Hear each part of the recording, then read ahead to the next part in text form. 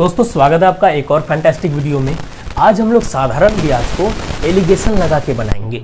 ऐसा सवाल जिसको एलिगेशन लगा के मात्र 5 सेकंड के अंदर आराम से बना सकते हैं।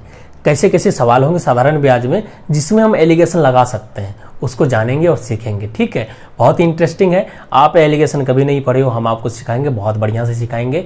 कभी नहीं पढ़े हो, कुछ नहीं जानते हो एलिगेशन के बारे में, फिर भी आप बहुत कुछ जान जाओगे और अच्छे से सीख जाओगे। चलिए, एलिगेशन में होगा क्या दिया रहेगा कि पहला भाग दिया रहेगा, दूसरा भाग दिया रहेगा। जब भी आप सवाल पढ़ोगे उसमें कुछ ना कुछ पहला भाग दिया रहेगा, दूसरा भाग दिया रहेगा और दोनों का कुल दिया रहेगा। ठीक है, बस सवाल पढ़ने से अगर आपको पता चले कि पहला भाग दिया है, दूसरा भाग दिया है, दोनों का कुल दिया है, समझ जाना वैसे सवाल में एलिगेशन लगेगा। चाहे वो सवाल परसेंटेज का हो, सिंपल इंटरेस्ट का हो, या फिर कंपाउंड इंटरेस्ट का हो, या फिर किसी भी चैप्टर का हो। ठीक है, तो उसको हम एलिगेशन से आराम से बना सकते हैं। कैसे लगाना है एलिगेशन? सबसे पहली बात ये जानना है कि ये जो तीनों भाग होता है, ये तीनों भाग होता है रेशियो में। ये तीनों भाग किस में होता है? रेशियो में होगा। मतलब तीनों को अगर कट रहा है किसी संख्या से तो हम काट सकते हैं। और ये जो तीनों पार्ट होगा, तीनों चीज होगा सेम चीज में। अगर ये परसेंटेज में है तो ये भी परसेंटेज में होगा, ये भी परसेंटेज में होगा। अगर ये रुपए में है तो ये भी रुपए में, ये भी रुपए में। ऐसा नहीं कि ये परसेंटेज में है, ये रुपए में है तो बन जाएगा, नहीं। किसी किसी सवाल में क्या होगा, ये और ये परसेंटेज में दे रखेगा, ये रुपए में दे रखेगा, तो इसको भी हम पहले परसेंटेज में बदल लेंगे। कैसे बदलेंगे ये भी बताएंगे। ठीक है, तो आई होप आपको समझ में आ गया होगा। ऐसे सवाल करेंगे अभी तो आपको अपने अच्छे से समझ में आ जाएगा हम क्या करने वाले हैं। ठीक है, और बहुत अच्छे समझ में आएगा, कोई दिक्कत नहीं, टेंशन नहीं लेने का। चलिए ये सवाल पढ़ते हैं। एक व्यक्ति 12,000 रुपए की एक धनराशि 10% प्रति वर्ष साधारण ब्याज की दर से तथा एक अन्य धनराशि 20% प्रति वर्ष साधारण ब्याज की दर से निवेश करता है।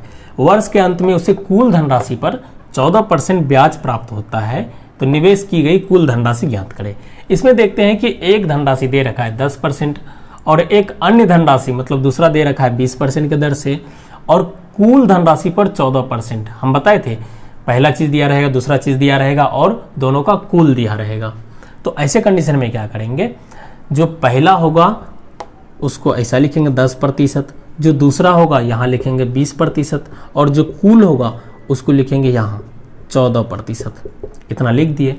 अब जो 10% का दर से उधार दिया है किसी को या निवेश किया है, जहां सवाल में निवेश कह रहा है कि 10% ब्याज पे जो निवेश किया है वो कितना रुपए किया है? 12,000। कह रहा ना, एक व्यक्ति 12,000 रुपए की एक धनराशि 10% प्रतिवर्ष साधारण ब्याज की दर से तथा एक अन्य धनराशि 20%, जो 12,000 है वो 10% से निवेश किया है। तो 12,000 रुपए को 10% से और 20% से कितना निवेश किया है पता नहीं है, सिर्फ उसके लिए लिख दिया है एक अन्य धनराशि। अन्य ये कौन है हमको पता नहीं है। अन्य धनराशि 20% पे और 12,000 को 10% पे और कुल इसको 14% मिलता है। अब क्या करेंगे इससे आगे क्या करेंगे, फिर दो लाइन ऐसा खींचेंगे। अब क्या करना है हमको कि इसमें से इसको घटाएंगे, जो बड़ा होगा उनमें से घटा देंगे। ये बड़ा है तो 14 में से 10 गया, कितना बचा? 4। उसी तरह 20 में से 14 गया, कितना बचा? 6। हम बताए थे ये रेशियो में होता है, चाहते तो काट भी सकते थे, कोई दिक्कत नहीं। यहाँ नहीं काटे, बहुत आसान था, घटाना घटा दिए। जहाँ आसान नहीं रहेगा वहाँ हम काट देंगे। ठीक है, चलिए देखते हैं। और तीनों में किसी से हम गुना भी कर सकते हैं, किसी भी संख्या से गुना कर सकते हैं, किसी भी संख्या से भाग कर सकते हैं। तो देखते हैं 6:4, ये दोनों जो आता है ये दोनों भी रेशियो में ही होता है। तो इसको 6:4 समझेंगे। तो काटेंगे, कट रहा है 2 से, 2 तिया 6, 2 दूना 4, तो 3:2 आया। अब देखो ये जो 3 होता है ये इसके लिए होता है और ये जो 2 होता है ये इसके लिए होता है। पहला भाग के लिए ये होता है, दूसरा भाग के लिए ये होता है। अब देखो ये जो 12,000 रुपए वो निवेश किया था उसका मान आया कितना? 3। समझ रहे हो? तो ये 3 का मान 12,000 होता है। हर सवाल में ऐसे करना है। तो 3 का मान हमको 12,000 दिया हुआ है। आगे आगे सवाल करते जाएंगे, कैसा कैसा होगा आपको खुद समझ में आता जाएगा कि क्या करना है। तो हमको पूछ रहा है कि निवेश की गई कुल धनराशि याद करो।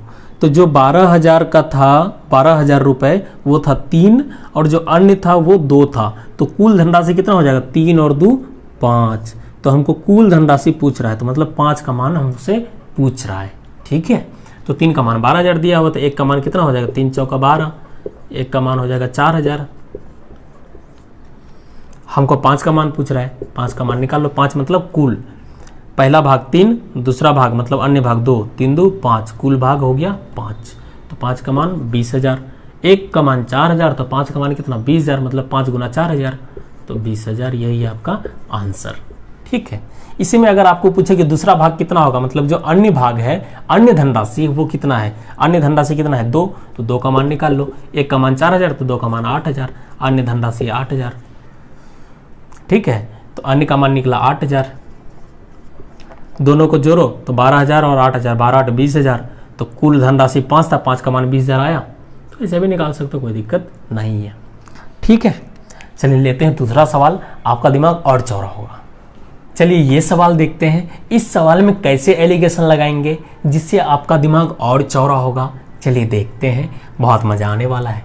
अंकित 50,000 रुपए की एक धनराशि को 2 भागों में बांटकर अलग अलग बैंकों में क्रमशः 15% तथा 18% प्रति वर्ष साधारण ब्याज की दर से निवेश करता है। 1 वर्ष बाद वह कुल मिलाकर 4,050 रुपए ब्याज के रूप में प्राप्त करता है। 18% की दर से निवेशित धन ज्ञात करें, हमसे पूछ रहा है। अब इस सवाल में हम कैसे देखेंगे कि यहाँ एलिगेशन लगेगा। हम देख रहे हैं कि अंकित के पास है 25,000 रुपए, इसको क्या करता है 2 पार्ट में बांटकर, पहले बैंक में क्या करता है, ये पहला पार्ट है, ये दूसरा पार्ट है।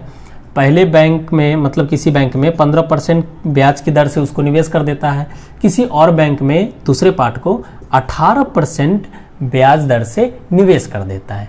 ठीक है, अब हमको कहा कि 1 साल बाद क्या होता है, 1 वर्ष बाद कुल मिलाकर इतना रुपए ब्याज के रूप में प्राप्त होता है। इस बैंक से भी, इस बैंक से भी कुल 4,050 रुपए ब्याज के रूप में प्राप्त उसको होता है। देखिए 2 चीज़ दे दिया, पहला भाग दूसरा भाग, और दोनों का कुल दे दिया।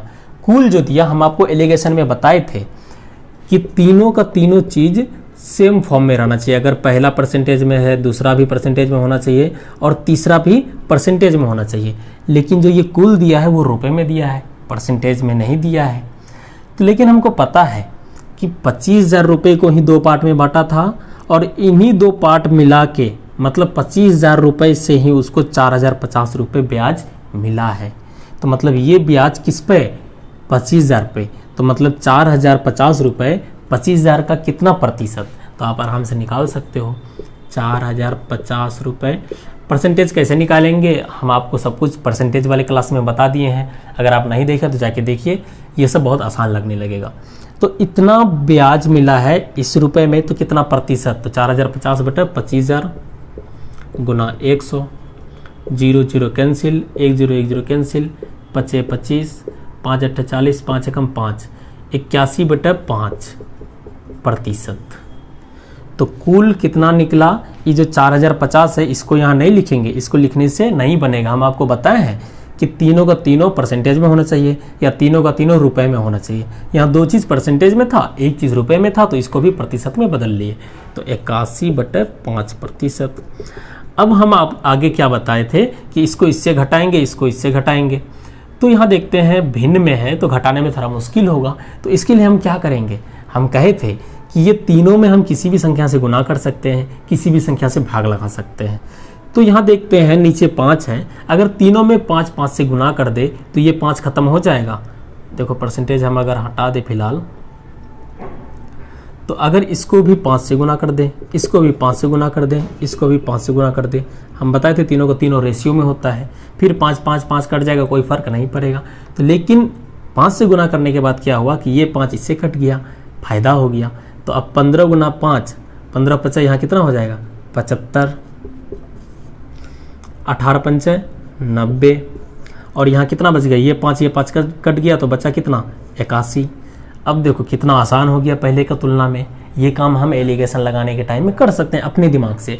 अगर कहीं बट्टे में चाहे यहाँ हो यहाँ हो यहाँ हो, उसको कटाने के लिए जिससे भी गुना करना पड़े तो हम कर सकते हैं। यहाँ बट्टे में 5 था तो 5 से गुना किए ताकि मेरा क्या बोलते हैं कैलकुलेशन आसान हो। ठीक है, तो चलो घटाते हैं। 90 में से 81 गया 9, 81 में से 75 गया, कितना होगा बताओ 6। हम बताए थे ये दोनों भी रेशियो में होता है, तो रेशियो में होता है तो काट सकते हैं, 3 से कट रहा है, 3 तिहाई 9, 3 दूना 6, कट गया। अब जो अंकित था वो 25,000 रुपये को ही ना इस पार्ट और इस पार्ट में बांटा था। ये पहला पार्ट है, ये दूसरा पार्ट है। पहले पार्ट पे 15% और दूसरे पार्ट पे 18%। अब ये हो गया पहला पार्ट, ये हो गया दूसरा पार्ट, दोनों को जोड़ेंगे तो कुल कितना मिलेगा? 25,000। पहले पार्ट और दूसरे पार्ट को जोड़ेंगे तो क्या मिलेगा? कुल मिलेगा। तो दोनों को जोड़ो, 3 दू 5, इस 5 का मान है कितना? 25,000 रुपये। ठीक है, तो एक का मान निकाल लो, 5 25, एक का मान हो गया 5,000। तो हमसे पूछ रहा है 18% की दर से निवेशित धन ज्ञात करें। 18% से कौन सा धन निवेश किया गया है? दूसरा धन। तो वो कितना है? 2। तो इस 2 का मान पूछ रहा है हमसे। एक का मान 5,000, 2 का मान 2 गुना 5,000 मतलब 10,000। यही आपका आंसर। ठीक है, ऐसे एलिगेशन हम लगाएंगे। आई होप आपको समझ में आया होगा। 2 सवाल और लेते हैं, आपका सारा कन्फ्यूजन दूर हो जाएगा। ठीक है।